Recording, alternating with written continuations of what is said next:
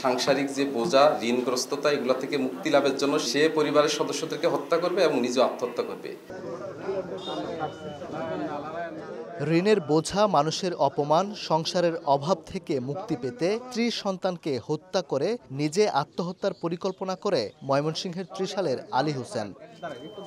পরিকল্পনা অনুযায়ী প্রথমে স্ত্রী আমেনা ও পরে একে একে 2 ছেলে, 4 বছর বয়সী আবু বকর ও 2.5 বছরের আনাসকে গলায় ওড়না পেঁচিয়ে হত্যা করে স্বামী আলী হোসেন। রাতের অন্ধকারে 3টি মরদেহ বাড়ির পেছনে একটি পতিত জমিতে গর্ত করে পুঁতে রেখে আত্মগোপনে যায় সে। 4 দিন পর 21 মে মঙ্গলবার ক্ষতবিক্ষত 3 মরদেহ উদ্ধারের পর এলাকায় চাঞ্চল্য তৈরি হয়। সেই রাতে লাশ শনাক্তের পর নিহত আমেনার মা বাদী হয়ে মামলা করেন। এরপরই অভিযানে নামে আইন শৃঙ্খলা বাহিনী।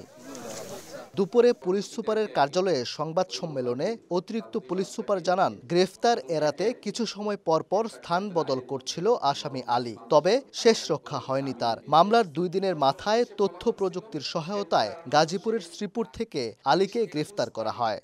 নগদে 500 টাকা বা তার বেশি পেমেন্টে পেতে পারেন ঢাকায় জমিসহ 20 কোটি টাকার পুরস্কার। গত বৃহস্পতিবার রাত 10টার দিকে সে তার স্ত্রীকে ডেকে তুলে এবং ওড়না পেঁচিয়ে তাকে হত্যা করে। পরবর্তীতে একে একে তার 2 সন্তানকে একইভাবে ওড়না পেঁচিয়ে হত্যা করে এবং বাড়ির পাশে যে জঙ্গল আছে সেখানে নিয়ে রাখে।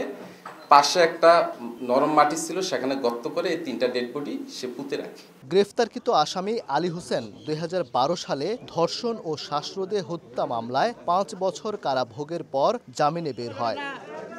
ওবায়দুল হক, সময় সংবাদ, ময়মনসিংহ।